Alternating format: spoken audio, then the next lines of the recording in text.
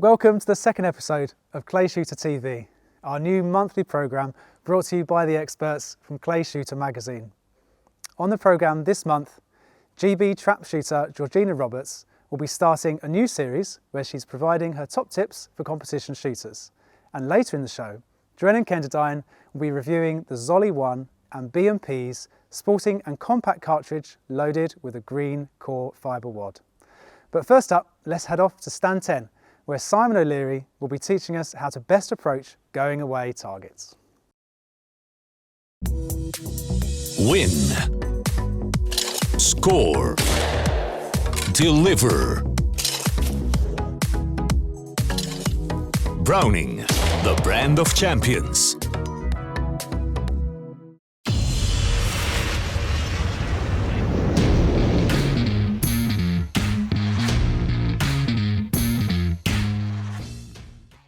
A warm welcome back to Clay Shooter TV with me, Simon, here at the Hound Hall Shooting School. I just want to say thank you very much for all the comments from our first edition or episode. Some real positive feedback. I know some of you have mentioned about cameras and not seeing clays. So obviously that's a works in progress and we're doing our best to fix that. And I hope you'll see improvements today. Now, on today's show, we're going to be looking at the away target.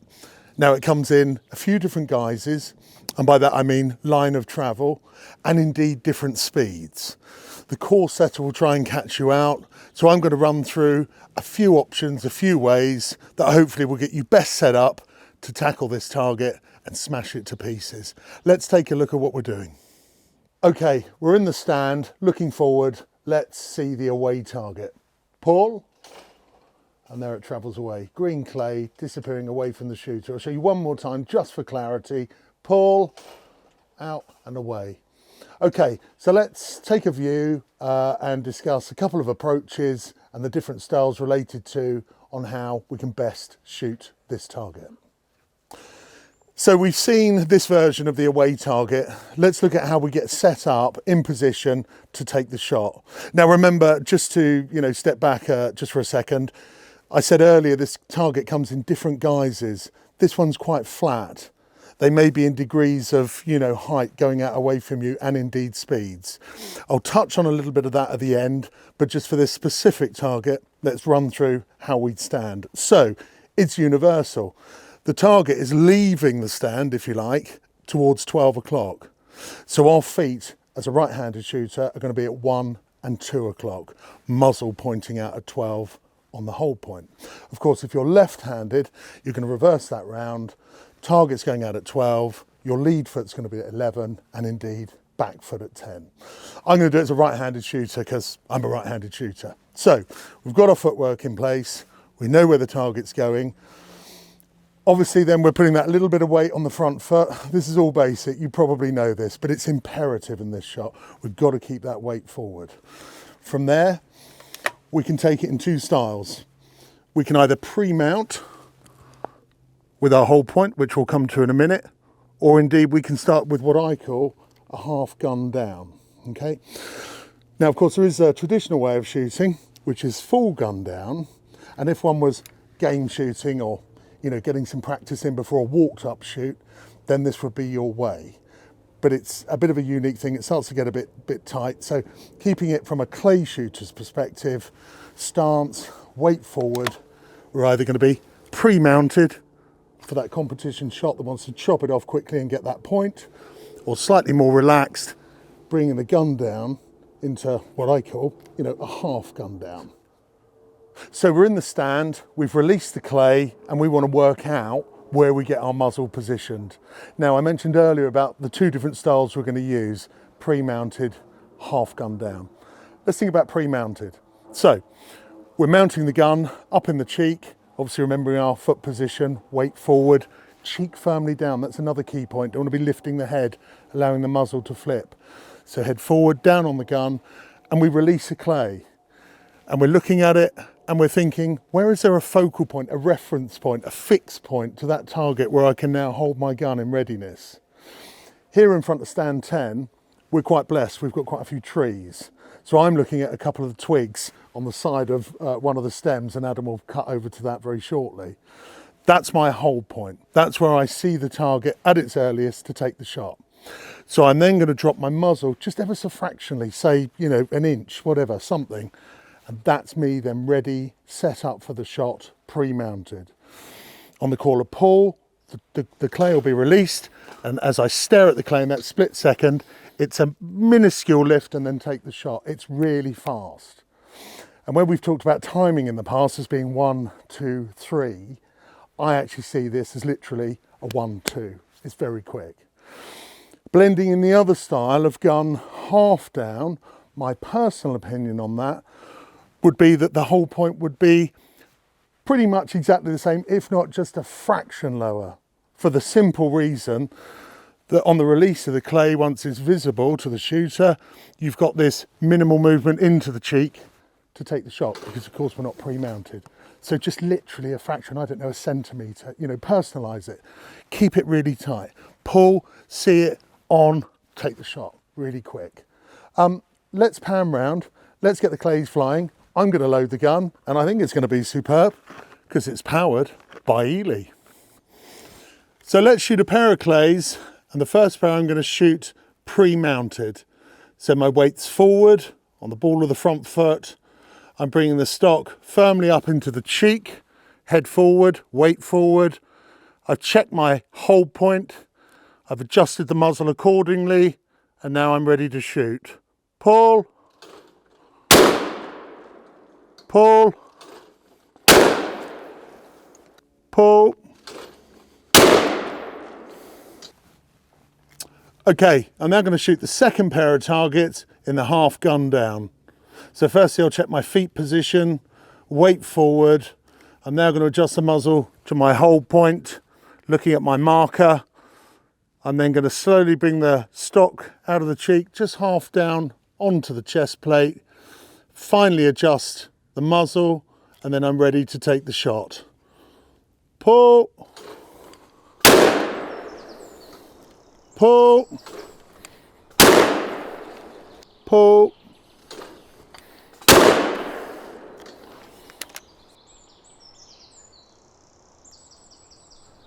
So you've seen a few shots shooting at the away target, and I've shown you pre-mounted and I've shown you gun down.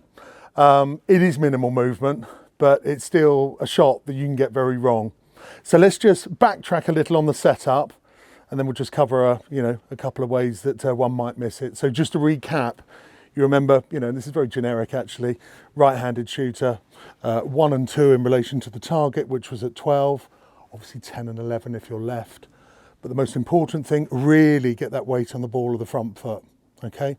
Now, pre-mounted, remember I said up in the cheek firmly, head forward and down, okay?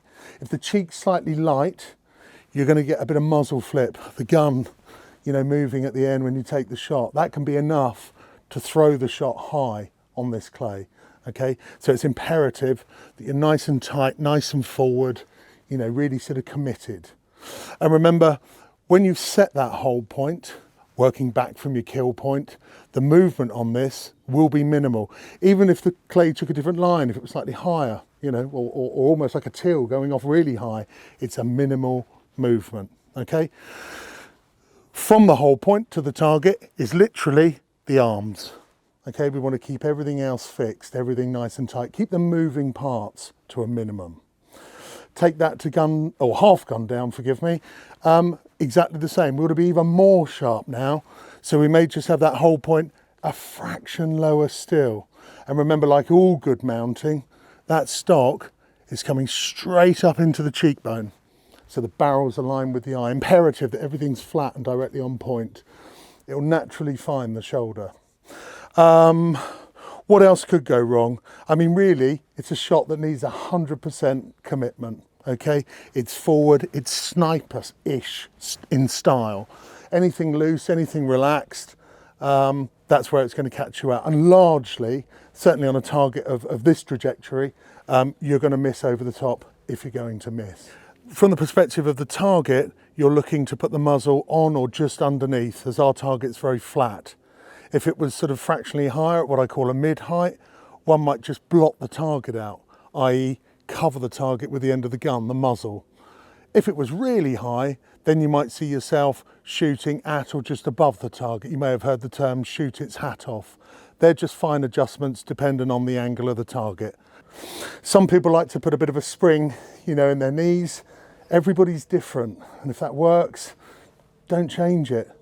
But on this one, you might find that you, in either style, lurch forward.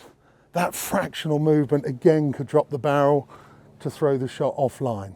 So just be really mindful of keeping those points really tight. I hope this episode has added some value to your shooting. We've certainly had great fun here, and obviously using the fabulous products from Ely. I'll look forward to seeing you again on the next edition of Clay Shooter TV.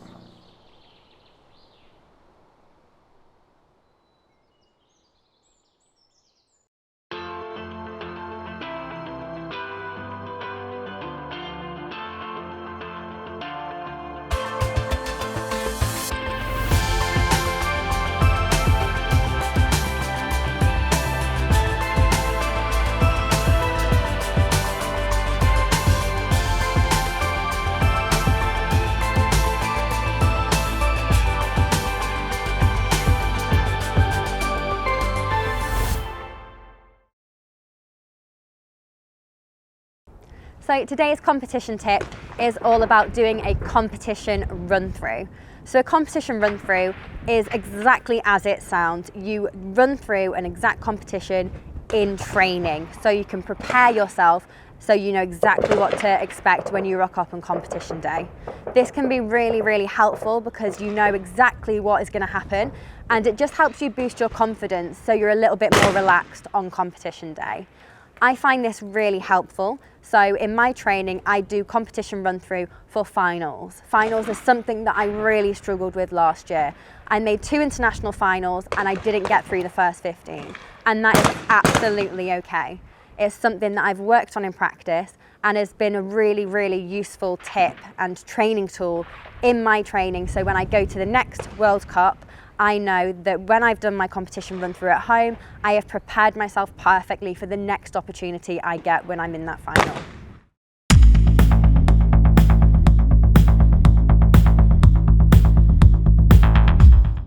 From breaking targets to breaking stories, you're now watching Clay Shooter TV News.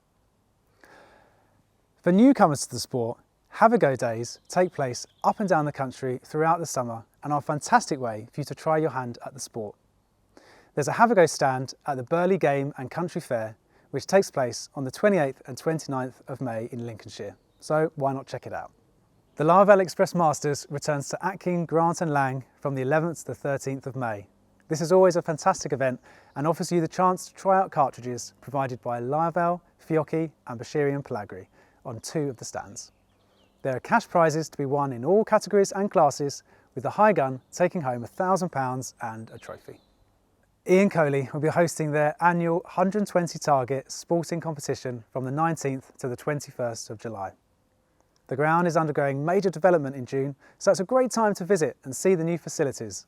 The high gun walks away with £1,000 and the event pays out to 6th place in class, thanks to sponsors Krieghoff, Lister's Cheltenham and Fiocchi. Rural organisations have responded to the coroner's report on the tragic Plymouth shootings.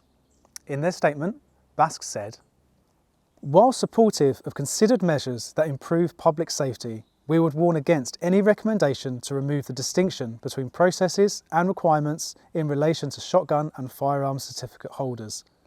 This would impose an unnecessary burden that would do nothing to improve public safety." We will be waiting to hear which recommendations and changes will be brought into law by the government. Well, that's it for today's news. To enter any of those competitions, click on the links below the video. And now, let's head over to Drennan for his gun and cartridge reviews.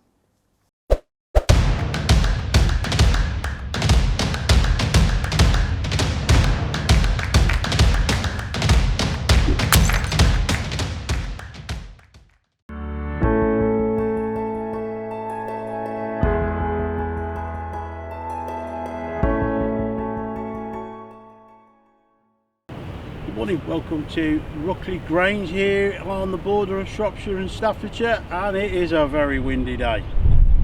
Today we are going to be reviewing the Zoli One. that, according to Zoli, is a stepping stone into the brilliance of Italian craftsmanship. This is a full competition gun, kind of, but it is. But I'll explain to you why it's not got that full competition. They come in 29.5-inch barrels, 32-inch barrels as well, 3-inch chambers, or 76mm for our younger viewers, fleur-de-lis, so it's steel proof.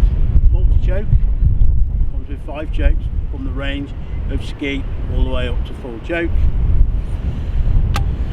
Got a tapered rib from 11mm at the action all the way down to the bead, which is 7mm.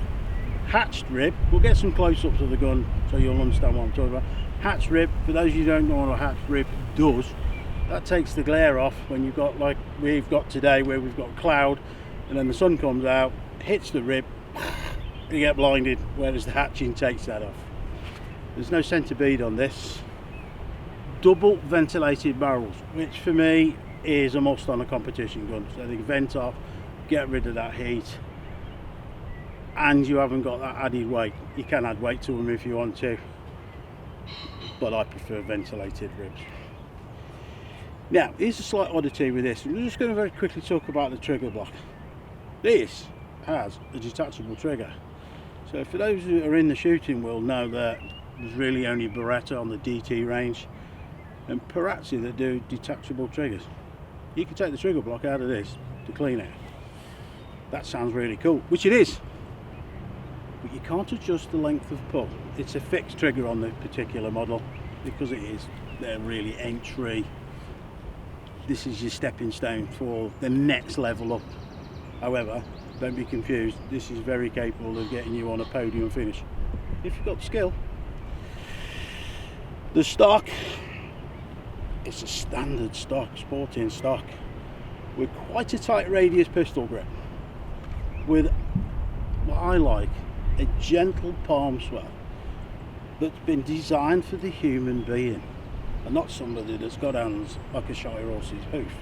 So it fits in the hand really nice, and as it sits in there, it does place your trigger finger really nicely onto the trigger, even if that trigger can't be adjusted. Single selective trigger ejector, so you can fire the top barrel if you wanted to, or bottom barrel first, whichever. Inertia action, so the second shot is obviously then recocked by the recoil of the gun. Back to the wood, the checkering, and I always say this, is actually in the right place and designed by somebody with a bit of a tradition, but very functional. That really does fit very nice in your hand. It's not too aggressive, and it's not too, some of them are a bit too fine where they've gone a bit too posh, where you lose that edge and you haven't got the grip. The forend, that's a beautifully radius forend, lovely and slim, really nice, depending on your style, how you hold your forend. I always hold my forends like this, but if you wanted to cup it, you can, or whichever way your preferences is for putting on your forend. It's not too bulky where you're forced to put your hand in certain ways, let's say on a trap gun style forend. I can tell you that I've not shot this yet, it already reeks of maturity. There's something about it. That's quality. That's beautiful.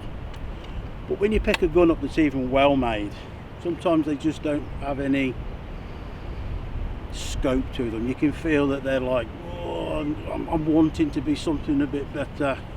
This literally, if you're really into shooting, you'll know what I'm talking about. This reeks of a quality gun automatically. Top lever, as you've seen me before say, they usually are a little bit woolen. This isn't, it's really crisp. It's a little bit on the thin side for my liking on your thumb. Lovely checkering on it though, so it grips on your thumb. It's just a really nice, slimmed down competition gun. And it feels like a competition gun. But what does it shoot like? Well, let's find out. And we are going to shoot some competition style clays. I'm going to drag the guts out of this as well. So I'm going to change a few styles, but we are going to take this to its maximum, and it probably might be better than my ability. We'll find out in the next segment. Right, going to start off with the Zoli One. Going to start off as you've always seen in all my videos. I don't care what gun it is, always start off with something that's easy and you can hit. I'm going to shoot an incomer. The other thing that this will tell me is I'm going to start off with a Fiocchi 21 gram TT, because some inertia blocks won't fire 21 grams, so this will tell you just how good the guts are in this. And as I work up the grade of ammunition, when you're shooting an incoming clay that's stationary, you'll probably find that's where you're more aware of the recoil, because the gun's not really doing a lot. It's just what I call a static barrel. And I'll explain that as I go around these targets in a minute, about how felt recoil, perceived recoil, and how a gun can change just by the target. So going to start off with Fiocchi 21 gram, the simple incoming clay. Going to shoot at one, and the gun goes bang, and you get the next one coming in.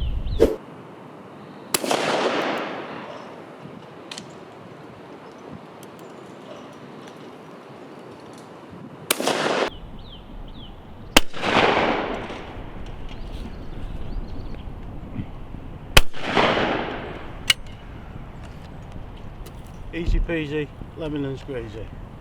I'm going to jump straight up now to some top of the range competition cartridges. These are Barvel Supreme.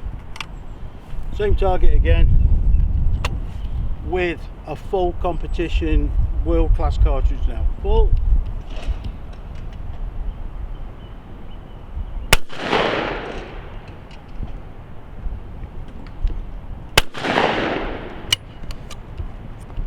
And there you go, 21 gram entry level cartridge, all the way up to a world-class cartridge from Express. Like I said to you earlier, I'm expecting the recoil to be a bit more on what I call a static target, and they shot really nice through this gun. We're going to shoot something different now, so we're going to start getting these barrels working a bit more. We're going to do some bayonet work. Those you don't know what that is, you're going to see that in the next segment. Okay, we're going to be shooting a going away target now. This is what I call it's like a bayonet shot really. You're going up to it and into it. Quite an aggressive shot, because if you don't get onto it quick, it's away from the pattern of the shot. If you go too fast, then you've overloaded the barrel of the gun. So this is going to tell me a lot about how this, being although it's a very short up and into it, it's aggressive, and it'll tell me a lot about the speed of the gun, how it handles that very minute but aggressive input. So here we go, we're going to be shooting Super Comp fibre. So this is a really top competition cartridge, which is what you need on a clay that's going away, especially with these CCI Eco clays, because they're hard. So here we go. Oh, a little bit short.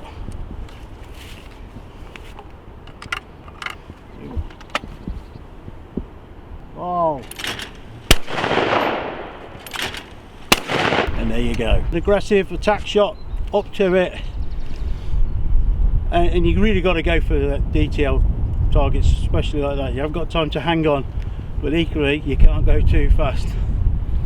Did it go what I wanted it to do? I found it, to be quite honest, just that little bit weighty at the front, but you know, it's straight out the box. Guns do take a bit of getting used to, but as you can see from the camera, the shots on there, good kills. It went where I drove it. So we're going to shoot another target, and we'll see you in that segment. Okay, we're now going to be shooting a right to left, and what I'm going to do is I'm going to use the swing through method on this. This is going to tell me about the pointability of the barrel, but on a swing through method. So there's going to be a lot of fast swing through, because the wind here today is, well, I don't know whether Harry can pick it up on the camera, but it's blowing a right gale, to be honest. So yeah, we're going to be shooting a right to left with the swing through method. Again, changing different methods to see if this gun is everything that Zoli said it's cracked up to be. So I'm going to get ready, and I'll see you in the next bit. Oh.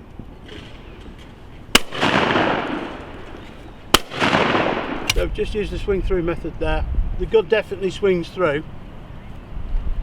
The wind is really pushing that clay down as well. It takes quite a lot of core work to get that going, to be quite honest, but it is smooth. The trigger's very precise on it, so it's doing what I'm asking it to do. You would have to get used to it a lot, especially with this kind of clay in these conditions. So we're now going to shoot something else, and we'll see you in that one.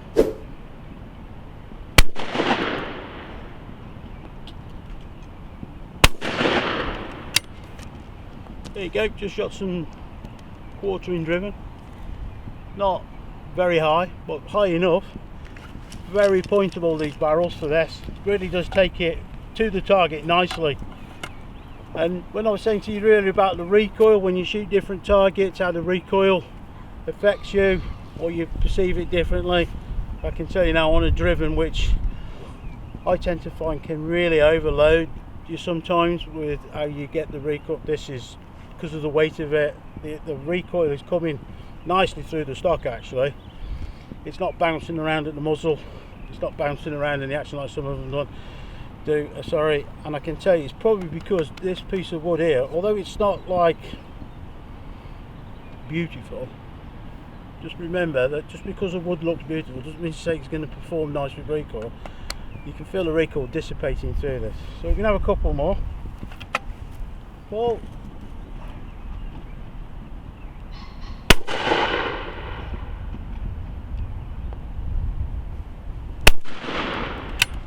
there you go, you probably saw me jitter slightly there. Made a slight mistake with the barrel, went slightly up the left. Got to really take your time, especially on these 32s, and had a lot of time to make a different decision, change my style slightly. So yeah, the Zoli One as an introductory to Italy's finest or something. Yeah, very nice gun, easy to shoot. You're going to have to put a lot of work in as well. It's not the sort of gun that's super forgiving like some guns. However, because you're going to put that sort of energy into this gun, this is without doubt very capable of getting you on a podium, and then maybe the next higher level of podiums as you work up your grades up to the world class level. It's very capable of that. I've got only one downside to this gun, and the fact that I can't pull the length of the trigger back, and that's about it. And for a gun that's 2,800 quid, I've put, I don't know, 20 shells, 25 shells through it. It's pretty much done everything I've asked it to do. A couple of things that I would have to work hard on, like when we were shooting a right to left swinging through, once that weight gets going, but it does take a bit to get going. You've got to do a lot of core work with that. It is exactly what it says it is. It is a very good introduction to what Italy can produce, especially from Zoli. And on that note, I'll bid you goodbye.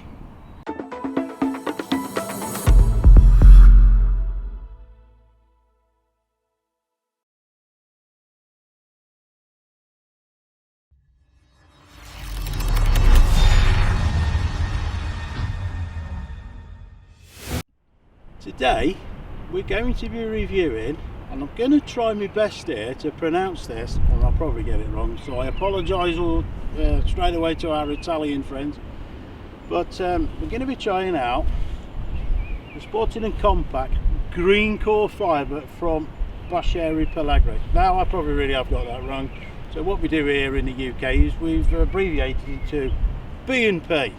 So there you go, we're going to shoot some B&P green core fibre. Okay, let me tell you a little bit about this. Baschieri Pellagri are the Rolls Royce of shotgun cartridges. If you don't believe me, go and ask the world champions from all over the world. They make the finest component that there is. Now this is the fibre cartridge, which is obviously got a fibre wad on it, but underneath the fibre is the obturator, which is the most important thing in a cartridge really, because that's what gives you your gas seal, and that's the green core obturator, which, for those of you who are into shooting, know if you're usually shooting fibre cartridges, you get that, you know, that sound. Yeah. But with a green core fibre, you don't get that sound at all. That obturator will seal in that barrel perfectly, the same as, and I quote, that the Italians have said, better than a plastic wood. And I've shot these and I have to agree with them. As I said, this is the Sporting Compak fibre short range. It comes in 2 shot sizes, a Continental 7 and a Continental 7.5. It's a fairly big pellet, and you're probably wondering, why is it short range then? Well, probably because they know that it's a fibre cartridge, so you don't have that extra eighth of a choke that most plastic wads give. So they've been a bit sensible there. It is also, the engine in this is a G2000 powder by Baschieri Pellagri. Everything in here is by Baschieri Pellagri. It has the Gordon system that is made by Baschieri Pellagri. Those of you not familiar with the Gordon system, this reduces the recoil and also makes them extremely sexy to look at. I mean, fair play to the Italians, they've used one of Britain's favourite colours, British Racing Green. Now, there's other things that stand out with Baschieri Pellagri in all their range, and it's things like the print that's on the case. I've shot all over the world, I've shot just about every cartridge that there is on the planet, and you won't find another cartridge that's got print on as good as this. The quality of the plastic, the quality of the brass, the Gordon system is just on a whole new level. It is just the best that there is. It really is that good. And they're just beautiful. And when you put them in a gun, and we're going to do some close-ups, and you see how beautiful these are in the gun, yeah, you're not really bothered if you miss all the time, some of the time, maybe, but they are just astonishing. We're going to shoot some targets here at Ruckley, and we're going to do what Baschieri said they are, close range, and I'm really looking forward to this, and we'll see you in the next segment. So, as I said, this is a short range cartridge, green core, from B&P as we call it here in the UK. I'm going to shoot an incoming target. This is a short range target. Whoa!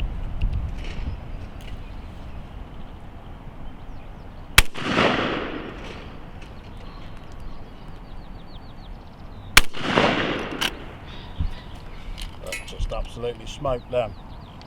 Whoa, these are nice. Whoa!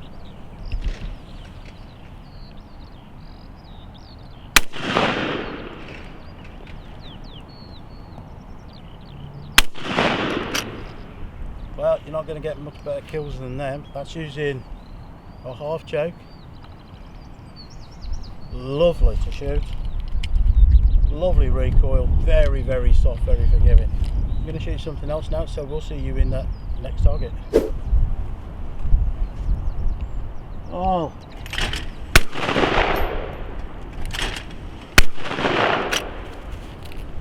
There you go, that's a going away target. That's a good 30 yards out when I'm hitting that. I haven't changed choke, half choke, absolutely cream them. And again, DTL targets, you need that smoothness. And what I found with them is when I shot those, you could lock onto it if you were shooting 2 targets very fast. If you wanted to, you could do that very easy. So we're now going to shoot something else.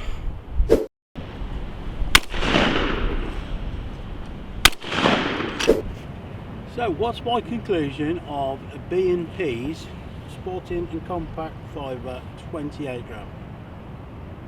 Brilliant. Yeah, brilliant.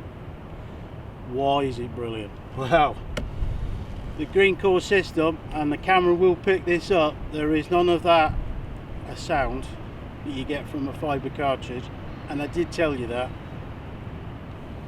I'd defy anybody to tell me that they knew that was a fibre cartridge I was shooting, because I only knew because I was putting them in the gun.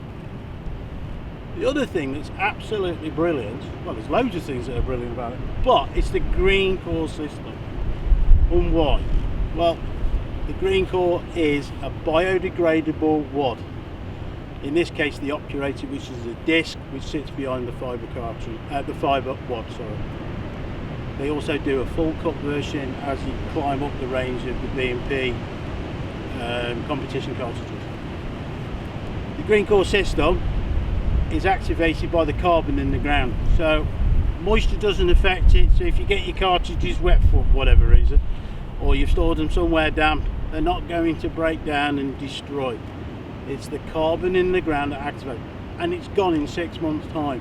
So if you're on an estate like we are, I mean, we're on a 4,500 estate, and it is absolutely beautiful, this estate. And you've got these wads, they're gone in 6 months. They're good for the environment, 100% biodegradable. What's there not to like about that? It's just fantastic. And for the sake of repeating myself, they're so good on a fibre system, you can't tell you're shooting fibre. You can't.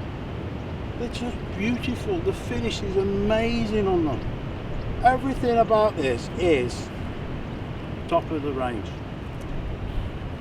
Every time I go out shooting, somebody always approaches me and goes, would you shoot them? Would you shoot this? This is the entry-level competition range from B&P in the green core system. Would I shoot them? Absolutely. Would I shoot them at professional level? Absolutely. As long as you stick to what it's designed to do and don't start going, I can't hit that 80-yard target. We've just shot some targets here at the maximum range that B&P say these can do. And it mullered them. It absolutely powdered them with a half choke. And the recoil is so gentle, it's so soft. I can't really say too much about it. They're just well brilliant. That's it. Could I get on a podium with them in Compak? Yeah, if I was good enough. They're capable of it. They're just fantastic. Packaging's brilliant. Come in a slab to 250.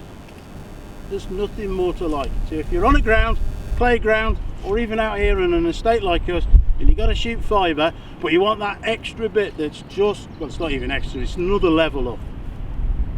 B&P's Sporting and Compak fibre with a green core system. You cannot go wrong.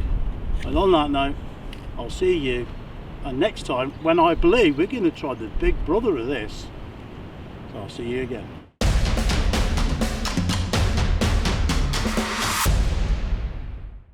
Well, that's it for today. Hope you enjoyed the show. Don't forget to like and subscribe, and we'll see you for our next programme on the 8th of May.